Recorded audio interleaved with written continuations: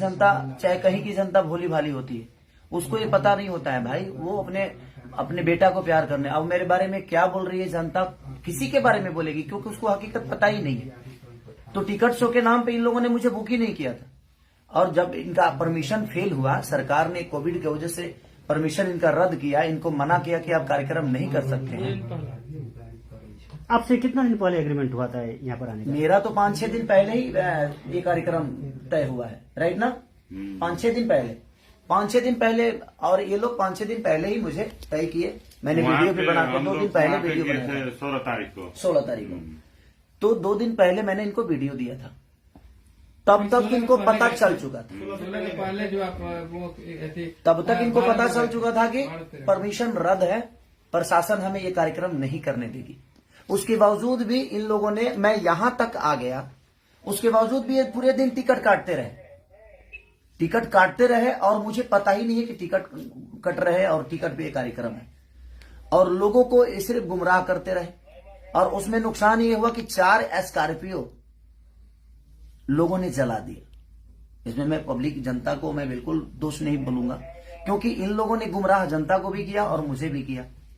तो आपका कहना है कि जो भी हुआ आयोजक की तरफ से, आयोजक अगर मुझे सुबह ही बता दिया होता कि भैया यहाँ परमिशन नहीं है, प्रशासन हम आपको नहीं दे सकते, तो इसमें प्रशासन का भी कोई रोल नहीं है भाई। प्रशासन, अब मैं यहाँ आया 8 बजे, 9 बजे में पहुंचा, 9 बजे पहुंचने के बाद 10 बजे में रेडी होके बैठ गया।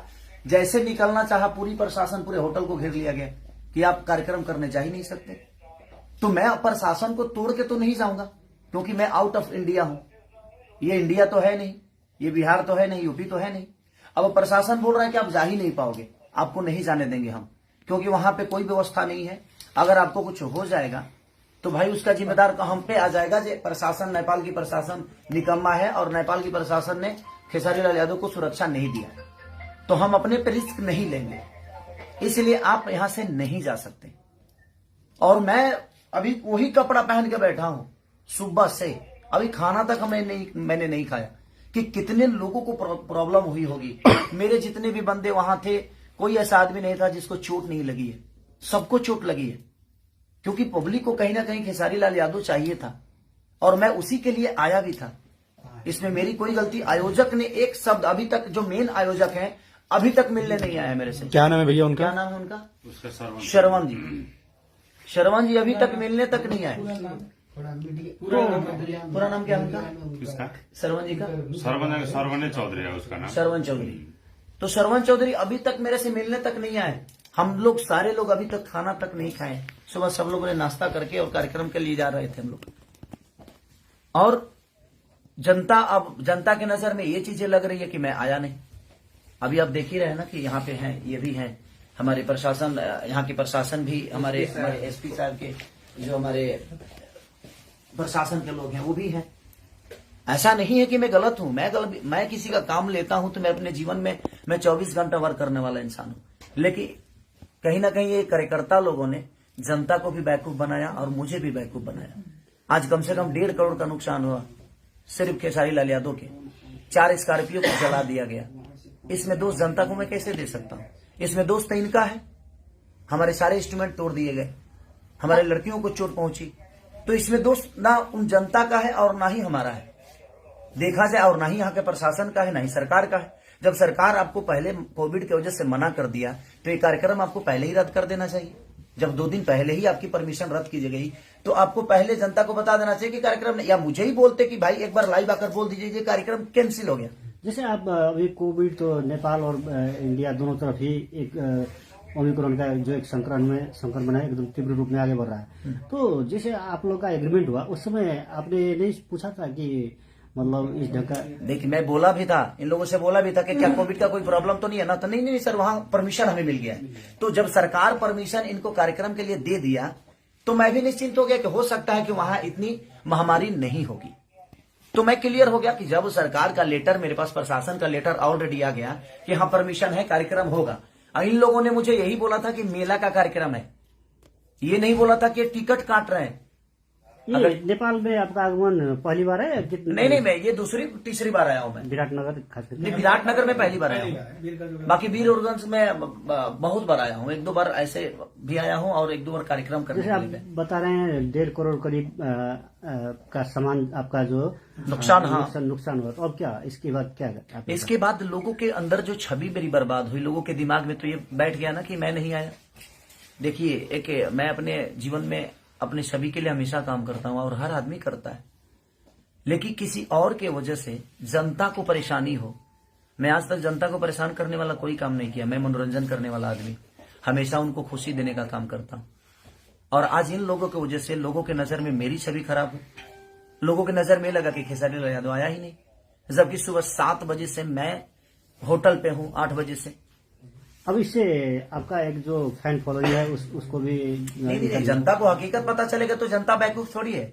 और जनता ने जो किया है वो अपने हिसाब से बिल्कुल सही है। मैं कुछ जनता को मैं गलत नहीं बोल सकता, क्योंकि गलत तो इन लोगों ने किया कि इन लोगों ने परमिशन नहीं रहने के बावजूद भी मुझे बताया तक नहीं तो मैं सुबह आया जरूर।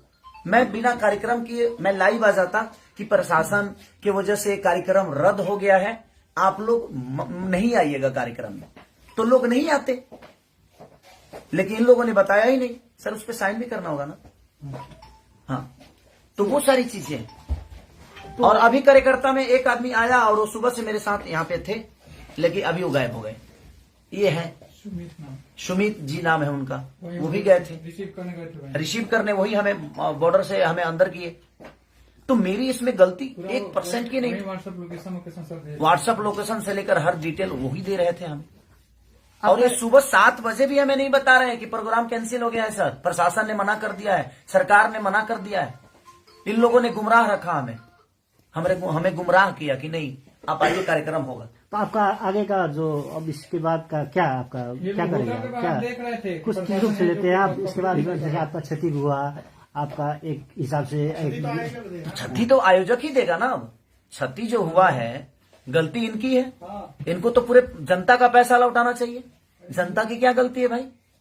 वो तो अपने स्टार को देखने आ रही है, तो इनको पूरे जनता का, नेपाल के जनता के साथ इंसाफ करना चाहिए इनको, क्योंकि गलती इनकी है, इसमें गलती जनता नहीं है और ना ही खेसारी लाल यादव है और ना ही सरकार है, ना ही प्रशासन है। कि जब आपको मना कर दिया गया कि आप ये कार्यक्रम नहीं कर सकते, तो फिर आपने जबरदस्ती जनता को गुमराह क्यों किया, जनता को बेवकूफ क्यों बनाया?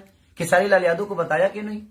मैं तो इतना ही कहता ना कि भाई ये कार्यक्रम कैंसिल हो गया, क्योंकि यहाँ पे कोविड के वजह से प्रशासन ने मना कर दिया, सरकार इसकी अनुमति नहीं देती है। मैं लाइव आके लोगों को बोल देता, लोगों को समझा देता, तो टिकट तो नहीं कटाते ना वो। तो टिकट आपका यहाँ आने का जो एग्रीमेंट था उसमें कितने में डील हुआ था और कितना पैसा आपको मिल चुका है? देखिए, वो अंदर की बातें होती है, उस डील को हम लोगों तक नहीं बता सकते कि क्या बातें हैं क्या नहीं, क्योंकि वो अंदर की बातें हैं कि हम कितना में, हम प्यार में आए हैं कि हम मोहब्बत में आए हैं कि हम 2 रुपया लेकर आए हैं कि हम खर्चा पे आए हैं, वो आपस की बातें होती है। लेकिन अंत में इस घटना के बाद आप क्या अंतिम निचोड़? नहीं, मेरा कहने का मतलब कि जो नुकसान हुआ है अब वो तो कहीं ना कहीं आयोजक कर्ता को ही भरना पड़ेगा, क्योंकि मेरी गलती तो 1% नहीं है। मैं तो रात को निकला हूं, पटना से रात को निकला मैं और मैं आ गया, तो मेरी तो गलती है। अगर मैं नहीं आया होता तो शायद मेरी गलती थी। क्या खेसारी लाल यादव नहीं है? तो अब क्या कदम लेंगे आप? जैसे आपका कदम क्या उठाना है, तो अभी तो अब जनता को इंसाफ करना है कि आयोजक कर्ताओं के साथ इनको क्या करना है। मैं कुछ नहीं बोल सकता, मैं तो जनता का प्यारा बच्चा हूं, मैं इनके लिए ही आया था। नहीं, अपनी तरफ से क्या कर रहे हैं? मैं अपनी तरफ से क्या करूंगा? अब इनको पूरे जनता का पैसा इनको लौटाना चाहिए, मेरा जहां तक सवाल है, क्योंकि जनता जो है वो बहुत मेहनत करके अपने बेटे को देखने आई थी, तो और इन लोगों ने उनके साथ धोखा किया। ये मेरे साथ धोखा किए और मेरा 1.5 करोड़ का नुकसान आज हो गया, कम से कम 1.5 करोड़ का। 4 स्कॉर्पियो को जिंदा जला दिया गया। अब जिंदा ही बोलेंगे उसको, वो खड़ी थी, चलने वाली चीजें थी और उसको जला दिया गया। हमारे इंस्ट्रूमेंट जो बजाने वाले थे, बैंजू हो, कीबोर्ड हो, पैड हो, ढोलक, नाल, तबला, कोई चीज नहीं बचा। अच्छा भैया, 10 बजे जब आप रेडी होके वहां के लिए निकलने वाले थे और प्रशासन यहाँ पे आ गई और आपको जाने नहीं दिए, तब क्या ऑर्गेनाइजर्स आपके पास आए थे? नहीं आए मेरे पास, ये लोग गेट के बाहर खड़े थे लेकिन आए नहीं। आप क्यों नहीं आए थे भाई साहब, ये बताएंगे प्लीज? म त यहाँ आएकै हो हैन, जुन छ हामीलाई गर्नु पछाडि हिंदी में बोलिए पूरी पब्लिक हिंदी में। हिन्दी में उतना बात बोल्ने ना जितना बोल सकते उतना ही बोलिए, जितना बोल सकते उतना बोलिए। सकते हैं उतना ही बोलिए। खेसारी भैया को लेने जब 12-1 बजे के समय में 1 बजे कहाँ आए थे? सुमित जी एकदम यहाँ 9:30 बजे आ गए थे, यहाँ से लेके गए 5 बजे। बोलिए। नहीं, हम 12-1 बजे आए। हाँ ठीक है, आप खेसारी भी लेने जिससे हमारे चले गए थे। हाँ, जब यहाँ पे प्रशासन ने रोक रहा था जाके उसको खेसारी भैया के लेकर जाएंगे, 10 मिनट भी थोड़ा प्रोग्राम दिखाना है बोल के यहाँ पे आए। और भी एसपी से बात हुआ, हमसे बड़ा दोनों क्या बोलता है मेयर साहब ने बात किया कहाँ, फिर भी हम लोग का दे देगा कि जाने के लिए भी। जब करते करते कोई बस नहीं चला तब तोड़फोड़ शुरू होने लग गया है।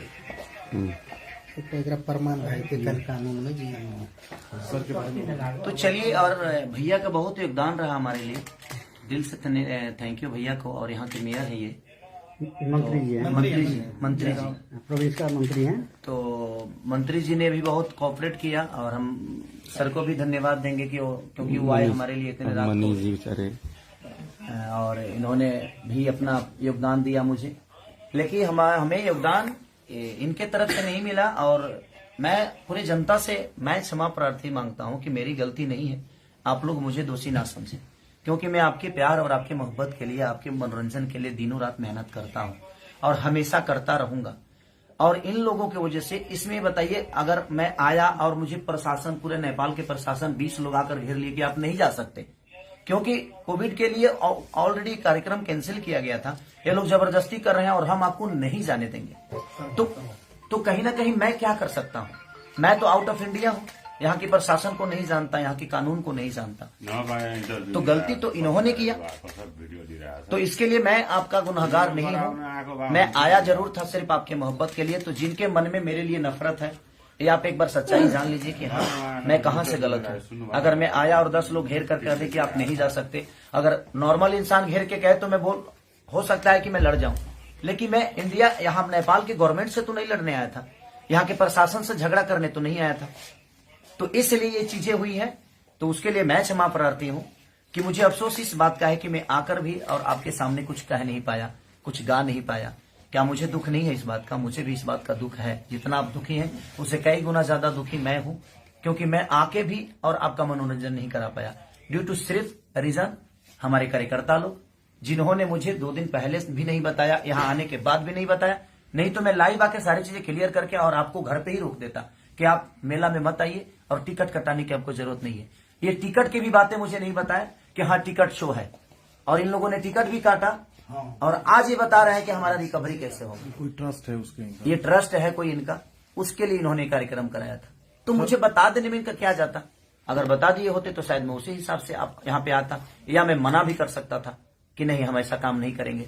अब पूरे लेटर के साथ इन्होंने परमिशन का लेटर दिया, उसके बावजूद भी जब कैंसिल हुआ तो इन्होंने मुझे इन्फॉर्म नहीं किया। तो सो सॉरी, आप लोग मुझे क्षमा करिएगा। मैं खुद ही तकलीफ में हूँ, क्योंकि मैं आके भी, नुकसान तो आना जाना लगा रहता है, लेकिन तकलीफ इस बात की है कि मैं यहाँ आके भी, अपना समय दे के भी आपके बीच में आकर आपका मनोरंजन नहीं करा पाया। तो इसलिए सो सॉरी उसके लिए। बाकी जो मेरा नुकसान आज 1 से 1.5 करोड़ जो नुकसान हुए हैं, उसके लिए मैं क्या बोलूंगा। अब कार्यकर्ता है ये जो आयोजन करता है, आयोजक है, देखिए कैसे भरेंगे, क्या भरेंगे। और मैंने FIR भी कर दी है यहाँ पे। इसके लिए प्रशासन का मदद आप ले रहे हैं?